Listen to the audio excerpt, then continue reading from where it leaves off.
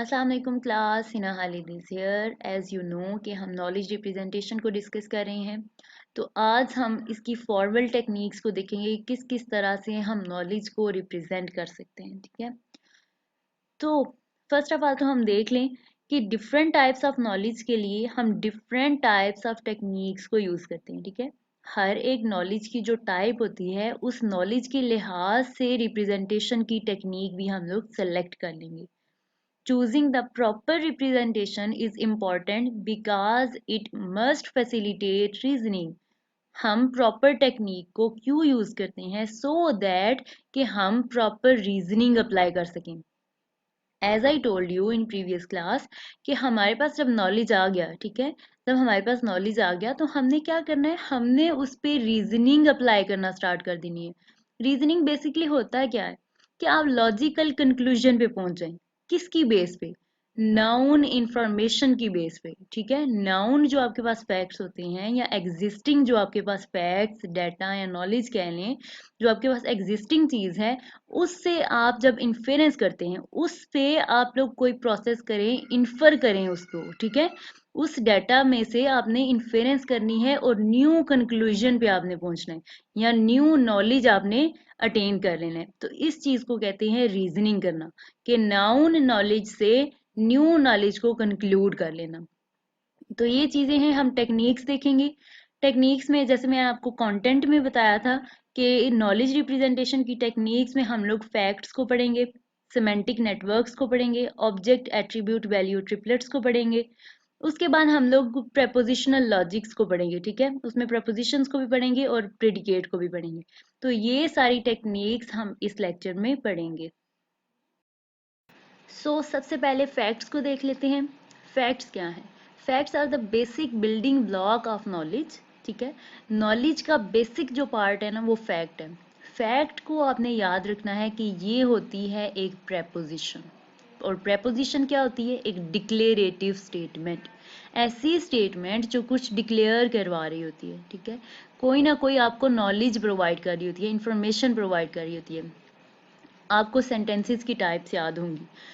कितनी टाइप्स होती थी? बेसिकली 4 टाइप्स होती थी उसकी। ठीक है, डिक्लेरेटिव, इम्पेरेटिव, इंटेरोगेटिव और एक्सक्लेमेटरी सेंटेंसेस। ठीक है, ये 4 टाइप्स होती हैं। तो आपने याद रखने की जो प्रेपोजिशंस हैं ना, ये आपकी डिक्लेरेटिव हैं। ना तो ये इम्पेरेटिव हो सकती हैं, ना इंटेरोगेटिव हो सकती हैं। मीन्स इनमें कमांड्स या क्वेश्चंस इन्वॉल्व नहीं हो सकती। ऐसी स्टेटमेंट, आपके पास एक स्टेटमेंट आ जाए, ठीक है, आपके पास एक स्टेटमेंट लिखी हुई है जैसे इट इज रेनिंग, इसमें कोई क्वेश्चन इन्वॉल्व है? नहीं है ना ये क्वेश्चन। ना तो ये क्वेश्चन है, ना ही ये कमांड है। ये बस एक डिक्लेरेटिव स्टेटमेंट है, आपको कुछ डिक्लेयर करवा रही है, इंफॉर्मेशन प्रोवाइड हो रही है कि ठीक है इट इज रेनिंग, बारिश हो रही है। ठीक है, तो ऐसी स्टेटमेंट जो कुछ डिक्लेयर करवा रही होती है, मीन्स डिक्लेरेटिव स्टेटमेंट को प्रेपोजिशन कहते हैं। ऐसी स्टेटमेंट जिसको आपने कहना हो कि ये डिक्लेरेटिव, ये प्रेपोजिशन है या नहीं है, तो आपने पहली चीज उसमें ये देखनी है कि वो स्टेटमेंट डिक्लेरेटिव है। अगर एक स्टेटमेंट डिक्लेरेटिव होगी तो इसका मतलब है कि वो एक प्रेपोजिशन है। ठीक है, a proposition is the statement of fact. ठीक है, each proposition has associated truth value. आपने देख लिया कि जो हमारे पास सेंटेंस आ गए ये कुछ डिक्लेयर करवा रहे हैं, वो तो बात हो गई क्लियर। वो प्रेपोजिशन अब ट्रू भी हो सकती है और फॉल्स भी हो सकती है। लेट्स सपोज आप कहें Multan is the capital of Pakistan. ये स्टेटमेंट डिक्लेरेटिव है ना, इसमें क्वेश्चन इन्वॉल्व नहीं है, ना ही कोई कमांड है, ये जस्ट एक सिंपल डिक्लेरेटिव स्टेटमेंट है। और जो स्टेटमेंट डिक्लेरेटिव होती है वो प्रेपोजिशन भी होती है। अब इस प्रेपोजिशन की ट्रुथ वैल्यू तो फॉल्स है, लेकिन डिक्लेरेटिव तो ये है ना। प्रेपोजिशंस को जस्ट कुछ डिक्लेयर करवाना है, हमारा इस चीज से कंसर्न नहीं है कि ये वैल्यू ट्रू होगी या फॉल्स होगी, स्टेटमेंट जस्ट कुछ डिक्लेयर करवा रही है। ठीक है, तो हर एक प्रेपोजिशन की उसके साथ एसोसिएटेड ट्रूथ वैल्यू होती है, वो ट्रू भी हो सकती है और फॉल्स भी हो सकती है, बस वो क्वेश्चन ना हो, कमांड ना हो। In artificial intelligence, to represent a fact, we use preposition and its associated truth value. आपको बताए prepositions को जिस चीज़ से डिनोट करते हैं, नोटेशंस उनको कहा जाता है। तो आप क्या करते हो, जो भी आपके पास preposition आती है उसके लिए आप पर्टिकुलर नोटेशन यूज़ कर लेते हो। तो यही है कि सिंपल ये प्रेपोजिशंस 3 लिखी हुई हैं और इनको एसोसिएटेड इनकी नोटेशंस साथ लिखी हुई हैं, ठीक है, ए बी सी हमने इनको नेम दे लिया। तो ये चीज़ होती है फैक्ट।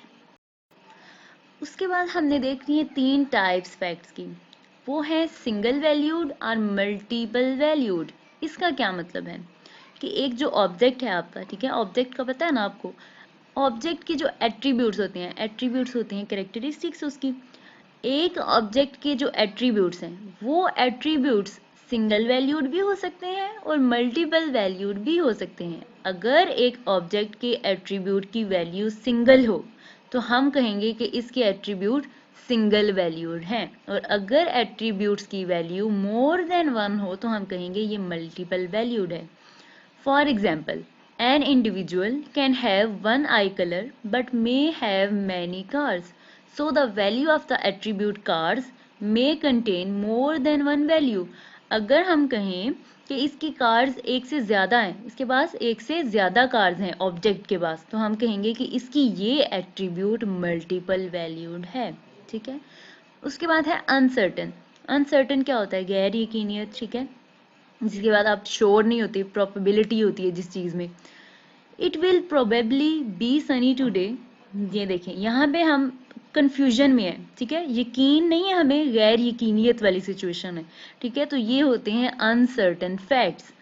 वो may choose to store numerical certainty values with such facts, ठीक है, हम क्या कर सकते हैं, न्यूमेरिकल वैल्यूज भी चूज कर सकते हैं इस तरह के फैक्ट्स को रिप्रेजेंट करने के लिए। मीन्स आप कह लें कि इतने परसेंट चांसेस हैं, ठीक है, इतने परसेंट चांसेस है आज बारिश के, तो ये होता है अनसर्टिनिटी होती है हमें।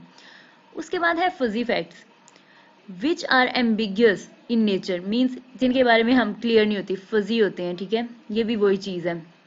द बुक इज़ हैवी या लाइट।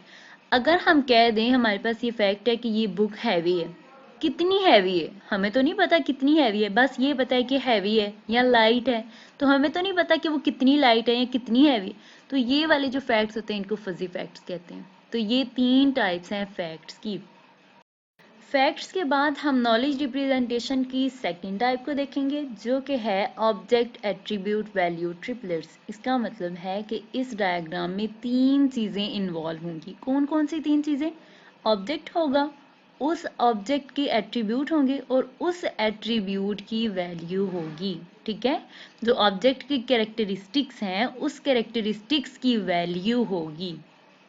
तो देख लेते हैं, यहाँ पे डायग्राम को देखें। सबसे पहले एक एंटिटी रिप्रेजेंट हुई हुई है। एंटिटी में क्या नेम है? अली, ठीक है। अली क्या है? एंटिटी है, एक ऑब्जेक्ट का नेम है। उसकी एट्रीब्यूट है या कैरेक्टरिस्टिक्स हैं कौन सी? आई कलर, उसके बारे में बात हो रही है। तो अली जो ऑब्जेक्ट है इसकी एट्रीब्यूट है आई कलर। इस एट्रीब्यूट की वैल्यू क्या है? ब्राउन, ठीक है। इसकी वैल्यू क्या है? ब्राउन, मीन्स सिंगल वैल्यूड है, ठीक है। उसके बाद है सेकंड डायग्राम को देखें, यहाँ पे है एंटिटी अहमद, मीन्स ऑब्जेक्ट का नेम अहमद है, एट्रीब्यूट उसकी क्या है? सन, ठीक है। ये एट्रीब्यूट होगी और इस एट्रीब्यूट की वैल्यू क्या है? मीन्स उसके सन का नेम क्या है? अली, ठीक है। तो ये है एग्जाम्पल। सेकेंड टाइप है नॉलेज रिप्रेजेंटेशन की, ऑब्जेक्ट एट्रीब्यूट वैल्यू, कि हम नॉलेज को इस तरह से भी प्रेजेंट कर सकते हैं। ऑब्जेक्ट का नेम लिख लें, उसकी एट्रीब्यूट लिख लें और फिर उस एट्रीब्यूट की वैल्यू लिख लें। A type of fact composed of 3 parts use to assert a particular property of some object, ठीक है।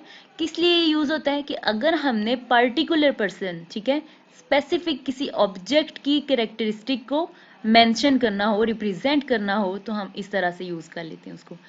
For example, allies I colour is brown, ये हमारे पास एक डिक्लेरेटिव स्टेटमेंट आ गई है, ये हमारे पास नॉलेज है। इस नॉलेज को रिप्रेजेंट करना है तो किस तरह से रिप्रेजेंट करेंगे? ऑब्जेक्ट एट्रीब्यूट वैल्यू ट्रिपलेट, इस टेक्निक के जरिए से हम इस डिक्लेरेटिव स्टेटमेंट को रिप्रेजेंट करेंगे। ऑब्जेक्ट क्या होगा? अली, एट्रीब्यूट क्या होगा? आई कलर, वैल्यू क्या होगी? ब्राउन। इसी तरह से सेकंड एग्जांपल है। तो ये है सेकंड टाइप नॉलेज रिप्रेजेंटेशन की। उसके बाद है नॉलेज रिप्रेजेंटेशन की थर्ड टाइप, जो कि है रूल्स। अच्छा, रूल्स क्या होते हैं? A knowledge structure that relates some known information to other information that can be concluded or inferred to be true. Rules क्या है? आपके पास एक स्टेटमेंट गिवन है, उस स्टेटमेंट को जो गिवन है उसको प्रीमाइस भी कहते हैं, एंटीसीडेंट भी कहते हैं, हाइपोथेसिस भी कहते हैं, ठीक है। जो नाउन आपकी इंफॉर्मेशन है, उस इंफॉर्मेशन को लेके आप कोई न्यू इंफॉर्मेशन इन्फर करें, कंक्लूड करें जो ट्रू होनी चाहिए, तो आप कहेंगे कि ये क्या है, ये रूल है। रूल के दो पार्ट्स होते हैं या दो कंपोनेंट्स आप कह लें, ठीक है। रूल में दो पार्ट्स हैं, वो दो पार्ट्स कौन कौन से हैं, इफ पार्ट और देन पार्ट। जो इफ वाला पार्ट होता है उसको आप कहते हो प्रीमाइस या एंटीसीडेंट या हाइपोथेसिस, ठीक है। और जो देन वाला पार्ट होता है वो होता है कंसीक्वेंट या कंक्लूजन, जिसको आप कंक्लूड करते हो, इन्फर करते हो, किससे, प्रीमाइस से। तो ये इफ देन वाली सिचुएशन है, इसको कंडीशनल भी बोलते हैं। आपको याद होगा कि इफ देन वाली जो सिचुएशन आ जाती है आप उसको कंडीशन ही बोलते हो, ठीक है। तो हम एग्जाम्पल देखते हैं। If it is raining then I will not go to school. If वाला पार्ट क्या हुआ, प्रीमाइस हुआ, ये हमारे पास गिवन है। हमने कंक्लूड किया कि अगर ये स्टेटमेंट हो, अगर आज बारिश हो रही हो, तो कंक्लूड हम क्या करेंगे कि मैं आज स्कूल नहीं जाऊंगा। ये हमने खुद इन्फर किया, कंक्लूड किया। तो इन दोनों पार्ट्स में से प्रीमाइस कौन सा है और कंक्लूजन कौन सा है, प्रीमाइस होगा इफ पार्ट वाला और कंक्लूजन होगा देन पार्ट वाला। तो इस चीज को कहते हैं रूल्स। दो पार्ट्स होते हैं रूल्स के। उसके बाद है कि कंपाउंड रूल्स क्या होते हैं। दो रूल्स को मिला के, मीन्स दो प्रेपोजिशंस को मिला के अगर आप एक प्रेपोजिशन बनाते हो तो आप कहते हो ये कंपाउंड प्रेपोजिशन है। कंपाउंड का वर्ड जब भी यूज होता है वो क्या होता है, किसी भी दो चीजों का कम्बिनेशन, ठीक है। और अगर आप दो प्रेपोजिशंस को कोई भी लॉजिकल कनेक्टिव यूज करके, एंड कह सकते हो, आर कह सकते हो, एंड को आप कंजक्शन भी बोलते हो, आर को आप डिस्टिंक्शन भी बोलते हो, ठीक है। तो ये दो जो लॉजिकल कनेक्टिव्स हैं, इसके अलावा भी लॉजिकल कनेक्टिव्स होते हैं, नॉट भी होता है, इसके अलावा भी होते हैं बहुत सारे, आपको याद होगा डिस्क्रीट स्ट्रक्चर में, ठीक है। तो अगर आप दो प्रेपोजिशंस के दरमियान कोई भी लॉजिकल कनेक्टिव यूज करके उनको कंबाइन कर देते हो तो आप कहते हो ये कंपाउंड प्रेपोजिशंस हैं। और कंपाउंड रूल्स कौन से होते हैं, अगर आप ऐसी प्रेपोजिशन जिनके दरमियान कनेक्टिव लगा होता है उसको यूज करके और फिर कुछ कंक्लूड करो, फिर कुछ आप देन वाले पार्ट के साथ उसको रिलेट करो, तो ये कहलाता है आपका कंपाउंड रूल्स, ठीक है। Multiple premises may be joined using and और आर, ठीक है। Multiple premises means multiple hypothesis को अगर आप लो एंड कनेक्टिव के साथ या आर के साथ आप उसको कनेक्ट कर दो और फिर आप कुछ कंक्लूड करो, तो वो क्या होता है, compound rules. If it is raining and I have an umbrella then आप कंक्लूड करोगे I will go to school. अगर बारिश भी हो रही है और आपके पास अम्ब्रेला भी है तो आप क्या कंक्लूड करोगे कि I will go to school, ठीक है। इफ इट इज रेनिंग और it is snowing then I will not go to school, ठीक है। यहाँ पे एंड कनेक्टिव यूज हो गया और दूसरे वाले में आर कनेक्टिव यूज होगा, लेकिन दो प्रेपोजिशंस आपस में मिल गई, कंबाइन हो गई, तो ये क्या है, रूल्स, कंपाउंड रूल्स। उसके बाद हैं जी टाइप्स ऑफ रूल्स। आपने रूल्स को देख लिया, रूल्स के पार्ट्स को देख लिया, उसके कंपोनेंट्स को देख लिया कि रूल्स के दो कंपोनेंट्स होते हैं। अगर वो दोनों कंपोनेंट्स किसी स्टेटमेंट में मौजूद हों तो आप कहते हो कि ये रूल्स हैं, ठीक है। अब देखते हैं कि टाइप्स कौन कौन सी होती हैं रूल्स की। सबसे पहले है रिलेशनशिप, मीन्स अगर इफ वाला पार्ट और देन वाला पार्ट दोनों आपस में रिलेट कर रहे हो, एक दूसरे पर डिपेंड कर रहे हो, तो आप कहते हो ये रिलेशनशिप है। कौन सी टाइप है ये रूल की, relationship. For example, if you hear a loud sound, then the silencer is not working, ठीक है। अगर आपको ज्यादा आवाज आ रही है तो क्या होगा देन पार्ट, कि silencer जो है इसका वो वर्क नहीं कर रहा, ठीक है। जैसे ये बाइक का, आप उससे रिलेट करो, बाइक वाली सिचुएशन से, ठीक है। अगर आपको लाउड साउंड आ रही है तो इसका मतलब है कि उसका बाइक का silencer वर्क नहीं कर रहा। तो ये है रिलेशनशिप। रिकमेंडेशन कौन सी टाइप होती है रूल्स की, कि अगर आपका जो इफ पार्ट है, ठीक है, इफ पार्ट की बेस पे आप कुछ रिकमेंड करना चाह रहे हो कि अगर ये वाली स्टेटमेंट होगी तो इस तरह से कर लेना चाहिए, रिकमेंड करना कोई चीज। इफ इट इज रेनिंग तो क्या रिकमेंडेशन होगी, देन ब्रिंग एन अम्ब्रेला, तो ये है रिकमेंडेशन। डायरेक्टिव क्या होता है, कुछ बताना, डायरेक्ट करना कि इस तरह से कर लो, ठीक है, डायरेक्ट करना किसी चीज को। If it is raining and you don't have an umbrella, then wait for the rain to stop. आपने क्या किया, अगर रिकमेंडेशन भी वर्क नहीं कर रही तो आपने डायरेक्शन देनी है कि किस तरह से करना चाहिए आपको, ठीक है। अगर बारिश भी हो रही है और आपके पास अम्ब्रेला भी नहीं है तो क्या डायरेक्ट आपने किया, then wait for the rain to stop. तो ये कौन सी टाइप हुई रूल्स की, डायरेक्टिव। उसके बाद है रूल्स की फोर्थ टाइप जो कि है वेरिएबल रूल्स। वेरिएबल रूल्स क्या होते हैं, इनको पैटर्न मैचिंग रूल्स भी कहते हैं। If same type of rule is to be applied to multiple objects, we use variable rules. For example, rules with variables means ये है कि अगर आपके एक ऑब्जेक्ट है, लेट सपोज आपका ऑब्जेक्ट है स्टूडेंट, अगर स्टूडेंट ऑब्जेक्ट पे जो रूल आपने अप्लाई करना है वही रूल आपने मल्टीपल स्टूडेंट्स पे मींस मल्टीपल ऑब्जेक्ट्स पे अप्लाई करना है तो आप वहाँ पे वेरिएबल रूल्स को अप्लाई कर लेते हो। For example, if x is a student and x GPA is greater than 3.7 then if then वाली सिचुएशन है, ठीक है। आपको माइंड में होना चाहिए कि रूल होता क्या है और इसकी टाइप्स में किस तरह से वो रिलेट हो रहा है। इफ देन वाली सिचुएशन है, आपके पास है ये कंपाउंड रूल्स, ठीक है। कंपाउंड रूल्स है ना, देखें दो जो प्रीमाइसिस हैं आपकी वो कंबाइन हो रही है किसके थ्रू, एंड कंजक्शन के थ्रू, ठीक है। एक आपकी प्रीमाइस है x इज स्टूडेंट के जो है वो होना स्टूडेंट ही चाहिए, x में कोई भी वैल्यू हो सकती है, स्टूडेंट 1 2 3 4, ठीक है। आपके पास ये एक स्टेटमेंट है, ये कंबाइन हुई हुई है किसके साथ, इसके जीपीए के साथ, ठीक है। इसके जीपीए के साथ ये रिलेट हो रही है कि अगर वो आपका जो एक x है वो स्टूडेंट भी होना चाहिए और अगर उसका जीपीए ग्रेटर देन हो 3.7 से, देन आपने क्या करना है, कंक्लूजन क्या देना है कि इस x को आप एक स्पेसिफिक ग्रुप में कर लोगे कलेक्ट, वो कौन सा होगा, ऑनर रोल, ठीक है। तो ये है आपका वेरिएबल रूल। अब यही रूल हर एक स्टूडेंट पे अप्लाई होगा, जिस जिस स्टूडेंट का जीपीए 3.7 से ज्यादा होगा उसको आप उस ग्रुप में ऑनर रोल में प्लेस करते जाओगे, वरना आप उसको प्लेस नहीं करोगे। तो इसको पैटर्न मैचिंग रूल भी कहते हैं आप।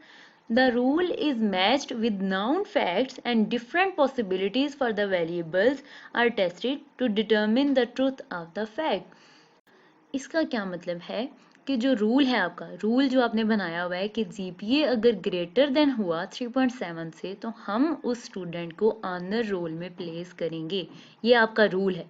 इस रूल को आपने हर एक नाउन फैक्ट के साथ मैच करते जाना है। फैक्ट क्या है, प्रेपोजिशन है ना, तो हर एक स्टूडेंट की डिफरेंट ही होगी ना, हर एक स्टूडेंट का जीपीए जो है वो सेम तो नहीं हो सकता ना, तो हर एक जो आपके पास डिफरेंट फैक्ट्स आते जाएंगे, आपने करना ये है कि उन सबको मैच करते जाना है, ठीक है। जब आप उन सबको मैच करते जाएंगे तो जिसकी वैल्यू भी मैच हो जाएगी मींस ग्रेटर देन हो जाएगी 3.7 से, तो आपने उसको ऑनर रोल में प्लेस कर देना है। Next is uncertain rules. Uncertain rules ऐसे रूल्स होते हैं जिनमें प्रोबेबिलिटी की सिचुएशन आ जाती है आपको, ठीक है। If you have never won a match then you will most probably not win this time. ये देखिए यहाँ पे इफ वाले पार्ट में जो आपके पास प्रीमाइस है कौन सी है, वो you have never won a match, और देन वाले पार्ट में कौन सी प्रीमाइस है, you will most probably means uncertainty. ये जो चीज है मोस्ट प्रोबेबली, ये किस चीज को रिप्रेजेंट कर रही है कि ये कौन सा रूल है, अनसर्टन रूल है जिसमें प्रोबेबिलिटी है, आपको आप श्योर नहीं है जिसमें, तो ऐसे रूल्स को आप कहते हो अनसर्टन रूल्स। उसके बाद है मेटा रूल्स। मेटा रूल्स होते हैं rules about the rules, means कि आपने जो रूल बनाया है उस रूल को यूज करने के लिए आप कौन सा रूल यूज करोगे, ठीक है। ये चीज होती है meta rule, rules that describe how to use other rules. ऐसा रूल जो डिस्क्राइब कर रहा होता है कि किस तरह से आपने रूल्स को यूज करना है। For example, if you are coughing and you have a chest congestion, then use the set of respiratory disease rules. Example इसकी किस तरह से है, दो आपके पास प्रीमाइसिस हैं जिनमें लॉजिकल कनेक्टिव लगा हुआ है एंड, ठीक है, जिसको आप कंजक्शन भी बोलते हो। आपके पास ये कंपाउंड रूल हो गया ना, जब दो प्रीमाइसिस कंबाइन होती है एंड या आर के थ्रू तो आप क्या कहते हो, ये कौन सा रूल है, कंपाउंड रूल है। अब ये जो कंपाउंड रूल आपके पास आ गया है, इस रूल को इस रूल को यूज करने के लिए आप एक और रूल को यूज करोगे। वो कौन सा रूल है? इस चीज को कहते हैं आप मेटा रूल, ठीक है। अगर आपके पास ये वाली कंपाउंड सिचुएशन आ जाती है तो देन आप क्या कंक्लूड करोगे? Use the set of respiratory disease rules, ठीक है। ये आपका रूल है जो आप यूज करोगे। कौन से रूल्स के लिए? अगर आपके पास ये वाला रूल आएगा, you have coughing and you have a chest congestion, तो इस टाइप के रूल्स को मेटा रूल्स कहते हैं। उसके बाद है रूल सेट, मीन्स जो आपके सारे रूल्स हैं ना उनका combination. As in the previous example, we make group rules into categories in our knowledge representation. For example, the set of respiratory disease rules, कि जो हमने respiratory disease rules की बात की मेटा रूल्स की एग्जाम्पल में, अगर आप उसको कंबाइनली बात करोगे तो आप कहोगे ये रूल्स सेट हैं। उसके बाद लेक्चर नंबर 1 हो गया कंप्लीट। उसके बाद हमने लेक्चर नंबर 2 को स्टार्ट करना है। ये भी नॉलेज रिप्रेजेंटेशन का ही नेक्स्ट पार्ट है। आर्टिफिशियल इंटेलिजेंस के क्लासिकल सिस्टम को हमने पढ़ना है। तो सबसे पहले देख लेते हैं कि आर्टिफिशियल इंटेलिजेंस का क्लासिकल सिस्टम होता क्या है। क्लासिकल आर्टिफिशियल इंटेलिजेंस क्या है? ये ब्रांच है आर्टिफिशियल इंटेलिजेंस की that concerns itself with attempting to explicitly represent human knowledge in a declarative form. क्या है क्लासिकल आर्टिफिशियल इंटेलिजेंस? कि अगर आप ह्यूमन नॉलेज को क्लियरली, एक्सप्लिसिटली मीन्स क्लियरली आप रिप्रेजेंट कर सको डिक्लेरेटिव फॉर्म में, तो आप कहते हो कि ये क्लासिकल आर्टिफिशियल इंटेलिजेंस है, ठीक है। For example facts and rules, ये जैसे हमने प्रीवियस लेक्चर में देखा है कि फैक्ट्स और रूल्स क्या होते हैं। ये सारी वही चीज़ें हैं नॉलेज रिप्रेजेंटेशन वाली। नॉलेज रिप्रेजेंटेशन में हम लोग फैक्ट्स और रूल्स को देख चुके हैं। रूल्स की टाइप्स को भी हमने देख लिया, फैक्ट्स की भी टाइप्स को देख लिया। इस लेक्चर में हम सेमेंटिक नेटवर्क्स को देखते हैं, फ्रेम्स को देखेंगे, लॉजिक्स को देखेंगे। Classical artificial intelligence consists mainly in inference engines used for rule-based systems. Classical artificial intelligence inference engines में यूज होती है। इन्फेरेंस इंजन्स क्या है? न्यू नॉलेज को इन्फर करने वाली चीज, ठीक है। न्यू नॉलेज को अटेन करने वाली चीज from the knowledge that is noun, existing knowledge से, ठीक है। For rule based systems, rule based systems कौन से सिस्टम्स होते हैं? ऐसे सिस्टम्स जिनमें रूल्स अप्लाई होते हैं, इफ देन वाली सिचुएशन जिन पे अप्लाई होती है। और इसका बेसिक गोल क्या है? कि हम ह्यूमन रीजनिंग को क्या कर सकें? मैप कर सकें। सबसे पहले देख लेते हैं सेमेंटिक नेट या सेमेंटिक नेटवर्क होता क्या है। सेमेंटिक का मतलब होता है मीनिंग और नेट का मतलब है ग्राफ। मीन्स हमने एक मीनिंगफुल ग्राफ बना लेना है, ऐसा मीनिंगफुल ग्राफ जो हमारे डाटा को रिप्रेजेंट कर सके। ये होते हैं graphs with nodes representing the objects. जो नोड्स होंगे वो क्या रिप्रेजेंट कर रहे होंगे? ऑब्जेक्ट्स को, और जो आर्क्स होंगे वो उन ऑब्जेक्ट्स के दरमियान जो रिलेशनशिप है उसको रिप्रेजेंट कर रही होंगी। Various types of relationship may be defined as is a और हैज, ठीक है। ये इस तरह से हम लोग इनको रिप्रेजेंट करेंगे। और जब आप सेमेंटिक नेटवर्क्स की एग्जाम्पल देखेंगे तो तब आपको समझ में आ जाएगा कि ये इज आ क्या है और हैज क्या है। मीन्स इनहेरिटेंस रिलेशनशिप क्या है और ऑनरशिप क्या है। So here is the example of semantic network. Example में देखें, फर्स्ट ऑफ ऑल है नोड। नोड में क्या है? सुजुकी। उसके बाद है नेक्स्ट नोड कार, उससे नेक्स्ट नोड है व्हीकल, उसके बाद ट्रक, बेडफोर्ड और रोड, ठीक है। इन सब नोड्स के दरमियान है रिलेशनशिप। इन सब के दरमियान क्या है? रिलेशनशिप है। हमने बात की कि हम नोड्स को रिप्रेजेंट करेंगे सिमेंटिक नेटवर्क में और उन नोड्स के दरमियान जो रिलेशनशिप होगा उसको रिप्रेजेंट करेंगे, और इस तरह से हम नॉलेज को रिप्रेजेंट कर लेंगे। सबसे पहले देखें इसका ऑपरेशन कैसे होगा, ठीक है। हमने ये बना लिया, उसका ऑपरेशन कैसे होगा।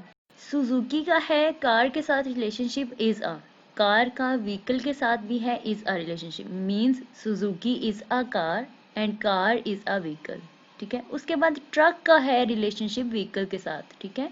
ट्रक इज अ व्हीकल, और बेडफोर्ड एक ट्रक का नाम है, ठीक है। Bedford is a truck. उसके बाद व्हीकल का है रोड के साथ relationship, vehicle travels by road, ठीक है। अब देखिएगा कि हम न्यू इंफॉर्मेशन को इन्फर कैसे करेंगे। इस सिमेंटिक नेटवर्क के थ्रू हम न्यू इंफॉर्मेशन को किस तरह से इन्फर करेंगे। How to infer new information from semantic networks? We can ask nodes a question. ठीक है, हम नोड से क्वेश्चन करेंगे और नोड्स हमें रिप्लाई करेंगी अपने रिलेशनशिप को देख के। हमने फॉर एग्जाम्पल हमने नोड 1 से, ठीक है, व्हीकल से हमने किया question how do you travel. Vehicle से हमने क्या क्वेश्चन किया, how do you travel. Vehicle ने फिर क्या करना है कि अपने रिलेशनशिप को देखना है, अपने रिलेशनशिप को देखना है। इसका रिलेशनशिप किसके साथ है, रोड के साथ, ट्रेवल्स बाय। ठीक है, इसने ट्रेवल्स बाय को देखा, ट्रेवल्स बाय के बाद इसने देखा कि मेरे पास है नोड में रोड, तो इसने रिप्लाई कर देना है रोड। ठीक है, उसके बाद हमने अगर कार से क्वेश्चन किया, नोड कार है जो हमारे पास, इससे हमने सेम यही क्वेश्चन किया हाउ डू यू ट्रेवल। इसके पास रिलेशनशिप नहीं है ट्रेवल्स बाय वाला, लेकिन कार का रिलेशनशिप है व्हीकल के साथ। कौन सा रिलेशनशिप, इज अ। तो इसने क्या करना है, रिलेशनशिप के थ्रू व्हीकल नोड पे पहुंचना है और व्हीकल से इसने आस्क करना है कि किस तरह से ट्रेवल होगा। ठीक है, और फिर क्या होगा कि व्हीकल जो नोड है वो रिप्लाई करेगी रोड्स। इस तरह से न्यू इन्फॉर्मेशन इन्फर होती है। ठीक है, इस तरह से सिमेंटिक नेटवर्क बनता है, रिलेशनशिप बनाते हैं, उनमें सारे नोड्स के दरमियान रिलेशनशिप होता है कोई ना कोई, और फिर जब हम नोड से क्वेश्चन आस्क करते हैं तो वो अपने रिलेशनशिप को देखते हुए रिप्लाई करती है। उसके बाद है कि प्रॉब्लम्स क्या है सिमेंटिक नेटवर्क्स में। ये कंप्यूटेशनली एक्सपेंसिव होता है। जैसे देखें, अगर वर्स्ट केस हो, लेट्स सपोज हमने क्वेश्चन आस्क किया, जो सिमेंटिक नेटवर्क एक बना हुआ है, हमने क्वेश्चन आस्क किया, जब हमने पूरे नेटवर्क को ट्रेवर्स कर लिया, मीन्स सारे नेटवर्क में सारा मतलब जो डाटा था उसमें नोड्स, उनके रिलेशनशिप, हर एक चीज़ को हमने चेक कर लिया, लेकिन हमें लास्ट पे पता ये लगा कि जो क्वेश्चन हमने रिक्वेस्ट किया वो इंफॉर्मेशन तो इसमें एग्जिस्ट ही नहीं करती। तो ये चीज़ होती है, प्रॉब्लम क्रिएट करती है, जो कि आपको स्टार्ट में पता नहीं लगता कि ये इन्फॉर्मेशन इस नेटवर्क में होगी या नहीं होगी। आपको पूरा नेटवर्क चेक ही करना पड़ेगा, तो तब आपको पता लगेगा कि ये जो रिक्वायर्ड आपकी इन्फॉर्मेशन है वो यहाँ पे है या नहीं एग्जिस्ट कर रही। सेकेंड, इसकी प्रॉब्लम क्या हो सकती है, होलली बिलोंग्स टू सिंटैक्स, कि जो सेमेंटिक नेटवर्क है ये बिलोंग करता है कंप्लीटली किस पे, इसके सिंटैक्स पे। लेट्स सपोज हमने एक नेटवर्क बनाया और उसके दरमियान रिलेशनशिप हमने गलत ऐड कर दिया। ठीक है, जो हमने उसमें आर्क ड्रा किए, हमने क्या किया कि लेट्स सपोज हमने बात की कि ट्रक इज अ व्हीकल, हमने उल्ट इसके लिख दिया कि व्हीकल पे हमने आग लगा के और हमने कह दिया व्हीकल इज अ ट्रक। ठीक है, गलत हमने रिलेशनशिप बना दिया, फॉल्स रिलेशनशिप बना दिया। तो अगर सिंटैक्स ही गलत हो जाएगा तो फिर क्या होगा, जो आप लोग न्यू इन्फॉर्मेशन इन्फर करना चाह रहे होगे वो इन्फॉर्मेशन भी आपके पास रॉन्ग आएगी। ठीक है, तो ये प्रॉब्लम होती है सिमेंटिक नेटवर्क्स में।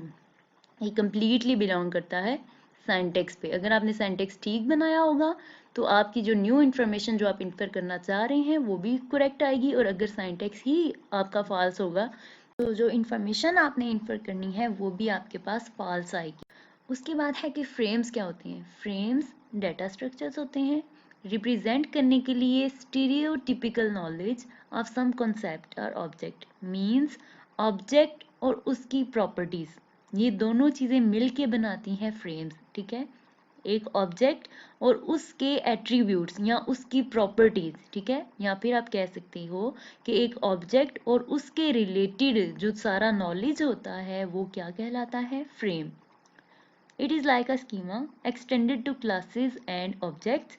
For example, for the object student means अगर हमारा एक object है student, the frame will look like this. अगर आपका object है student तो उसका frame क्या बनेगा, frame name होगा student और उस object की, उस object student की सारी properties ये बनाएगी frames। तो इस तरह से भी knowledge को आप represent कर सकते हो। उसके बाद जो हमने लास्ट चीज़ पढ़नी है नॉलेज रिप्रेजेंटेशन में वो है logic.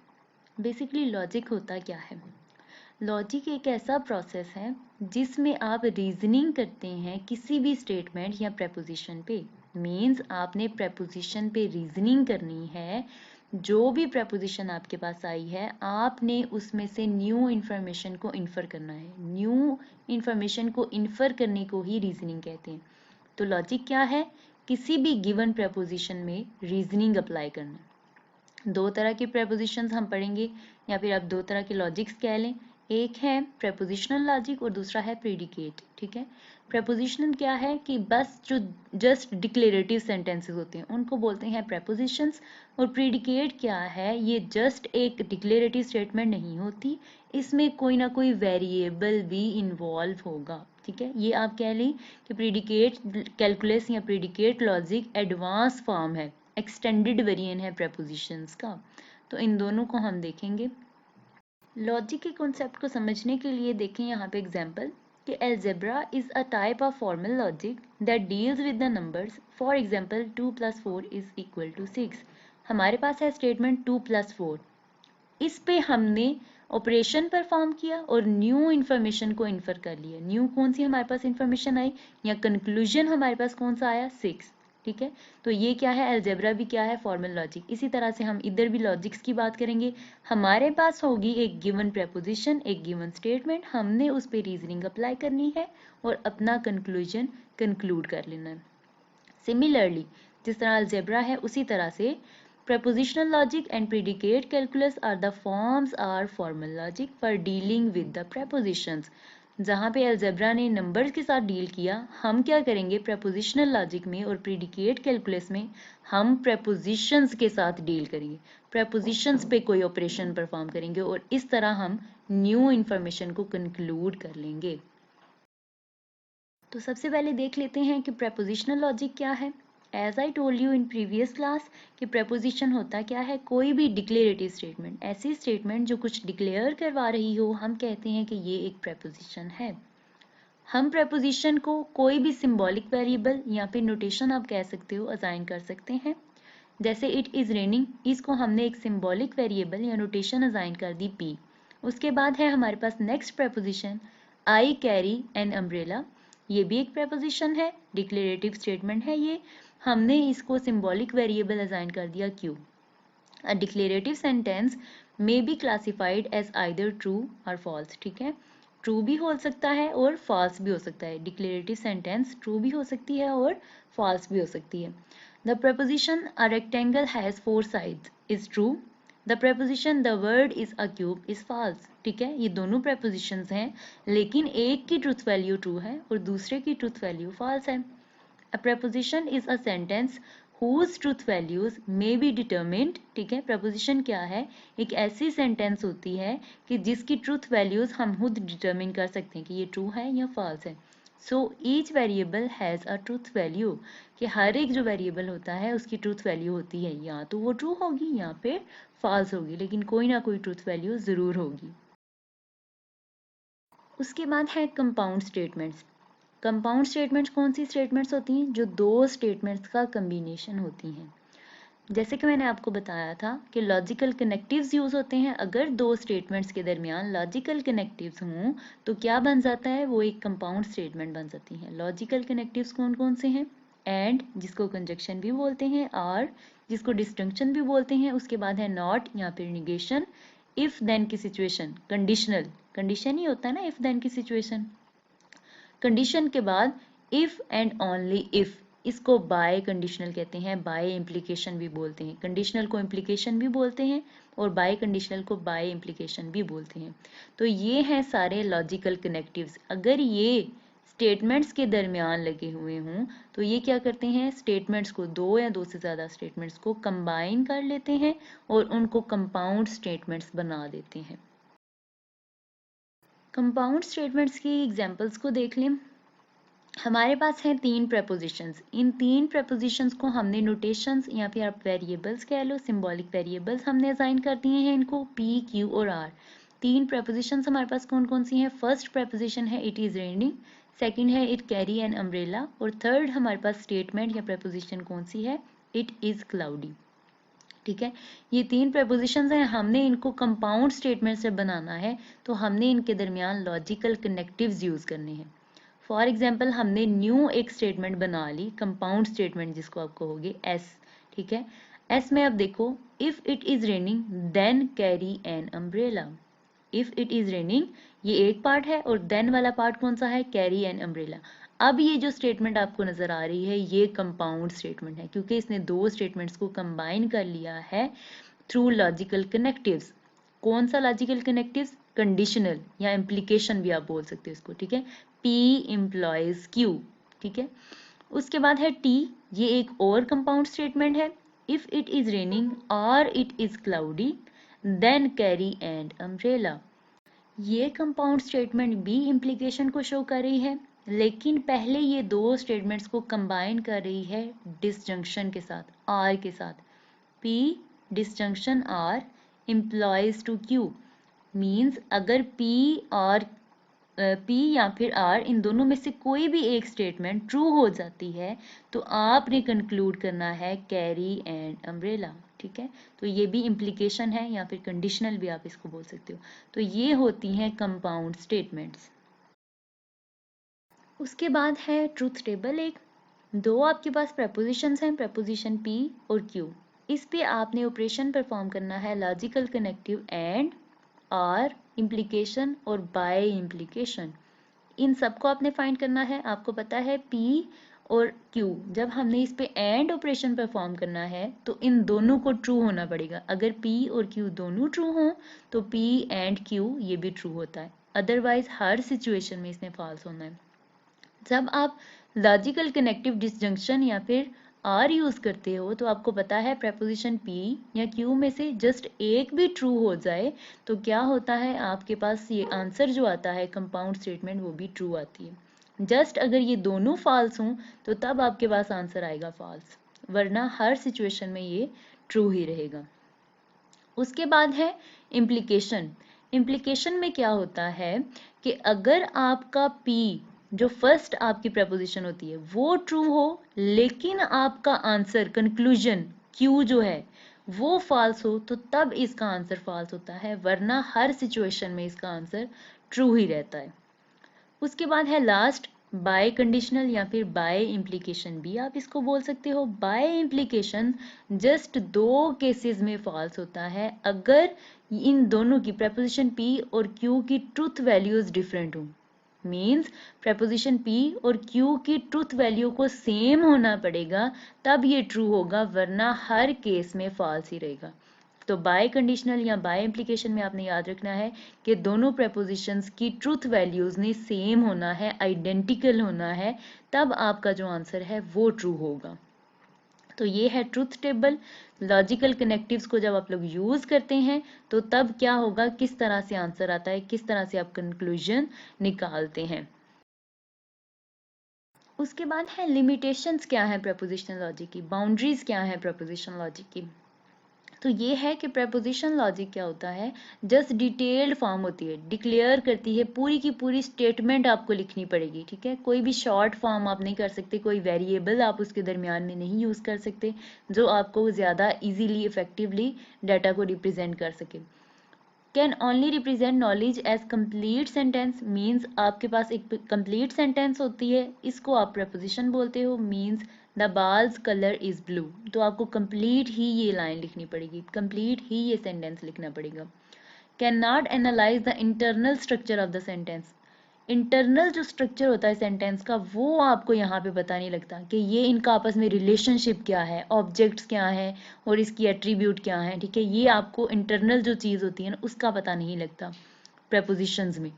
No quantifiers, for example for all there exist, for all भी एक क्वांटिफायर है और देयर एग्जिस्ट भी एक क्वांटिफायर्स होता है। ये आपने मैथ्स में आपको याद होगा, फॉर ऑल के लिए आप वो जो एंड की टाइप का वो जो सिंबल होता है वो आप यूज़ करते हो, उल्टा ए जैसे लिखते हैं उस तरह का सिंबल होता है।